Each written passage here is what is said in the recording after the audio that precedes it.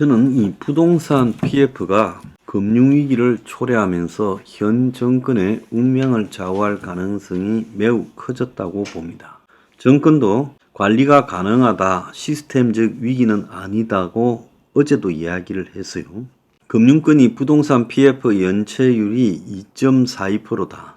정부는 시스템 리스크를 우려할 상황은 아니다. 이렇게 말을 합니다. 그러면서 정권사의 부동산 PF 연체율을 6월 말까지 17%가 넘었다고 하면서 그 뒤에 공개도 안 하더니만 갑자기 연체율이 13.85로 전 분기 대비 3.43%가 내려갔다고 말을 하고 있어요. 자, 이것은 정권사들의 단기성 자금으로 분류되는 PF 자산 유동화 기업 어음을 사업기간의 만기를 맞춘 대출로 전환하고, 그래서 부실 채권을 적극적으로 눈앞에서 보이지 않도록 덮어놔서 이런 것이지, 실제로 부실 채권이 늘어나면 늘어났지 줄어든 게 아닌데 숫자로 이제 감춘 거죠. 금융기법을 동원했어요. 좀 웃기고 있다라고 생각이 들어요. 그래서 전체 금융권의 부동산 PF 대출 잔액은 불과 지난 6월 말과 대조해서 1조 2천억 밖에 안 는 134조 3천억이고 정권사는 3.43%가 내려갔다고 합니다. 정권사에 해결된 게 하나 없이 더 곪아가는데 이걸 감추는 능력이 참으로 웃겨요. 그 숫자상으로 감춰서 대통령한테 보고할 때 그렇게 보고하고 해도 될지 몰라도, 그래서 위기가 리스크가 시스템적으로 그냥 그야말로 전체 통으로 터져버릴 그런 위기는 아니다라고 말을 하려고 그러는 걸로 보이는데, 그야말로 눈 가리고 아웅하는 방식이라는 거예요. 어차피 수습 안 될 자산 유동화 기업은 PF를 대출로 바꿨다고 그것이 수습되겠습니까? 그리고 정권사가 부실 채권을 상각했다. 그것이 감추는 숫자 장난이지, 숫자 노름이지, 그게 사라졌어요. 상호금융은 지금 PF 대출 연체율이 4.18%로 3.05%가 상승했어요.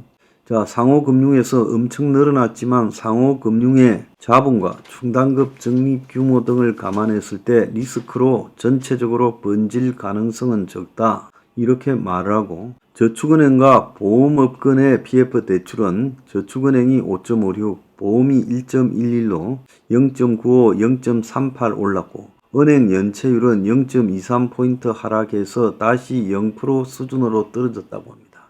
그래서 높은 금리 부동산 경기 회복 지연으로 PF 사업 여건 개선이 더딘 것은 사실이지만은 위험 노출액이 안정적으로 관리되고 대주단 협약 등 사업성 개선 노력도 이루어지고 있고, 그래서 정부가 사업성이 부족한 사업장에 대한 재구조화, 즉 사업성을 높여주는 것 등으로 연착륙을 계속 유도하고 있고, 그래서 PF 리스크가 금융 시스템 전반에 시스템 리스크로 가지 않도록 통제하고 있다. 이렇게 말을 하고 있어요. 그래서 자기들끼리 이야기할 때는 별 문제 없다고 이야기를 하는데, 이 부동산 PF의 범주 안에 들어가지 않는 건설업 대출은 어떻게 하냐는 겁니다. 자, 그래서 이번에 이제 드러난 것은 상호금융, 저축은행도 만만찮은 부동산 PF 연체율이 있다는 게 드러났지요. 상호금융은 4.18, 저축은행은 5.56%. 자, 여기에 대해서 국내 금융사의 해외 부동산 대체 투자가 55조 8천억이라는 거예요. 그만큼 해외 부동산도 많이 사들여 놨다는 겁니다. 저는 억지로 2.42%라는 금융권 전체의 부동산 PF 연체율 2.42%라는 숫자를 두들겨 맞추려고 엄청나게 노력을 했다는 거예요. 정부 자금으로 죄다 틀어막고 그 다음에 이 부실한 액수를 갖다가 감추고 빼돌리고 그러면서 이제 이게 문제가 없다라고 하는 부분에 대해서 국민들이 다 알고 있습니다. 부실 채권을 정부가 10조 이상 사주고 이리저리 감춰놓고 문제가 없다라고 하다가 나중에 감당이 안 될 거다, 이런 이야기들을 많이 하고 있어요. 문제는 진짜 위기는 이제부터다는 거예요. 레고랜드 때보다도 현재 상황이 훨씬 더 부정적인 거예요.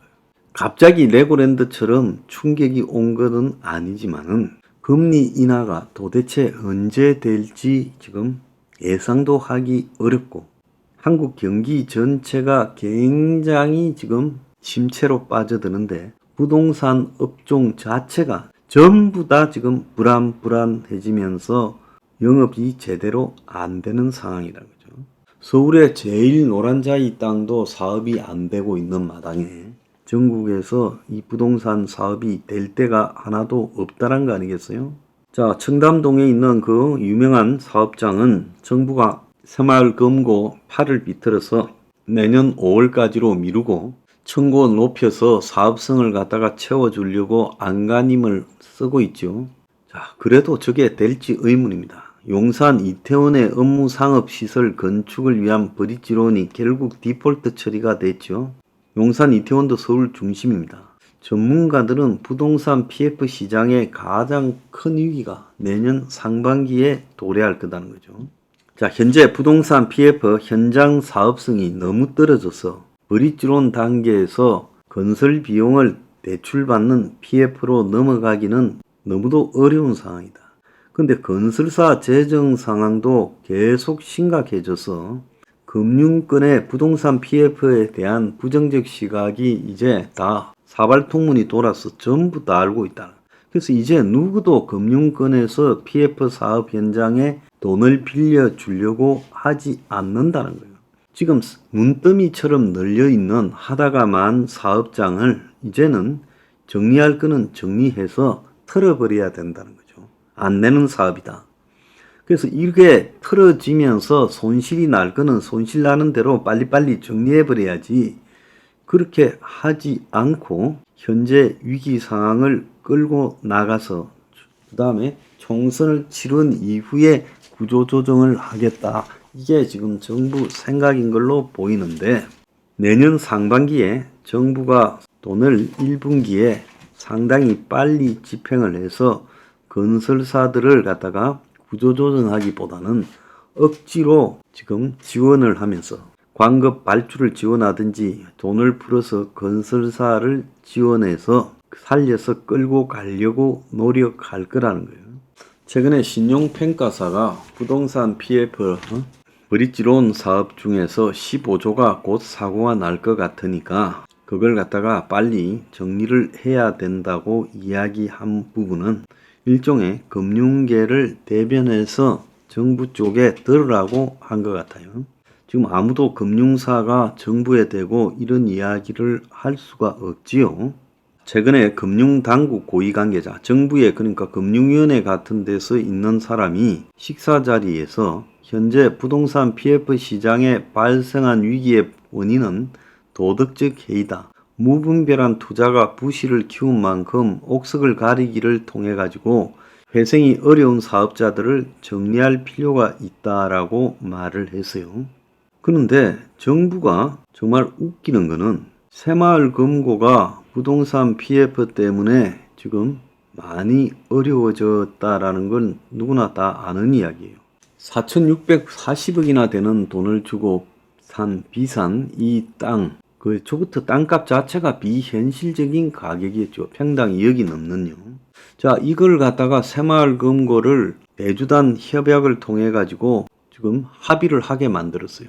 강제로. 새마을금고는 우리는 청산하면 1순위로 1,800억 땅값 된 거는 다 해소할 수 있다. 우리는 전체적으로 좀 PF 발 위기가 많은 업체니까 돈 해소하고 빠지겠다니까. 정부가 새마을금고 땅 맥살 비틀어서 지금 새마을금고가 정부에 꼼짝 못하지 않아요? 이걸 갖다가 계속 남아 있으라 했거든요. 자, 만약에 이 청담동 사업이 무너졌으면 이걸 기점으로 모든 지금 사업이 진행되지 않고 있는 현장들이 다 무너졌을 거예요. 그러지 않겠습니까? 금융기관이 빠지려고 하는 저 청담동 사업 현장에 새마을금고를 압박해서 묶어두고 사업성을 높여가지고 저 사업이 되도록 억지로 만들겠다. 그래서 사업성이 높아지면 정부가 도와줘서 금융기관이 대출을 하게 만들어서 그걸 갖다가 이제 재구조화라고 하는 말로 사업성을 갖다가 높여줘서 사업이 추진돼서 대출이 나오도록 하겠다. 그래서 건설비를 대출받아가지고, 그래서 건축비를 대출받아가지고 그 사업이 완성되도록 하겠다라는 게 정부의 시각이잖아요. 그런데 이런 것들이 너무나 저는 황당하다고 보고 있습니다. 이렇게 억지로 한국의 제일 좋은 사업도 안 되는 사업을 협박하고 공갈하고 억지로 정부가 사업성을 만들어주고 돈이 빌려지도록 강제적으로 손을 쓰는 거. 이게 무슨 시스템 리스크가 없다라는 건 말입니까? 한국에서 제일 좋은 사업장이 이 모양인데요. 그러면 나머지 사업들은 어떨지 뻔하지 않습니까?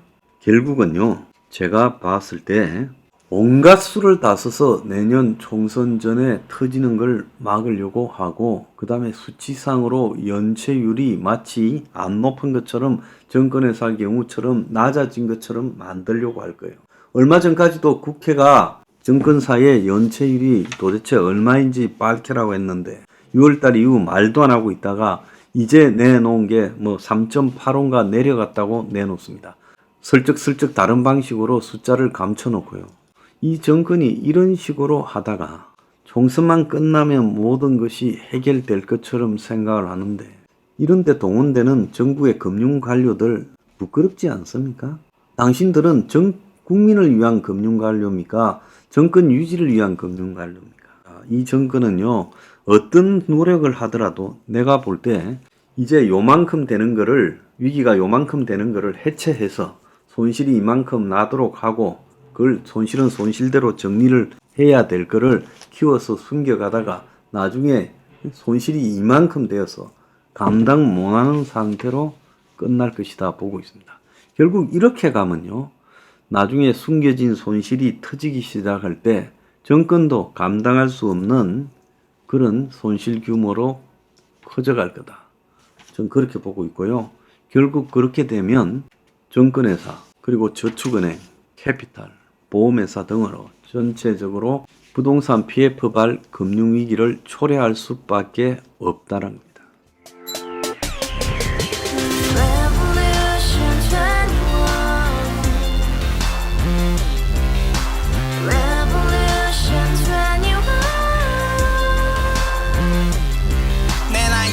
월세 30 코인빚만 300 서울에 온지 벌써 10년 아둥바둥 버텼지만 여전히 난 반지 하에 제왕 곰팡이 연문제약 내비랭 깡통 망통 완전히 폭망 고시원 창문만큼 작아진 내 꿈 연애 결혼 내 집 모든 게 헛꿈 1년 전 떠난 여친 울며 말했지 같이 스파자 평생 가본 게 꼭꼭꼬라지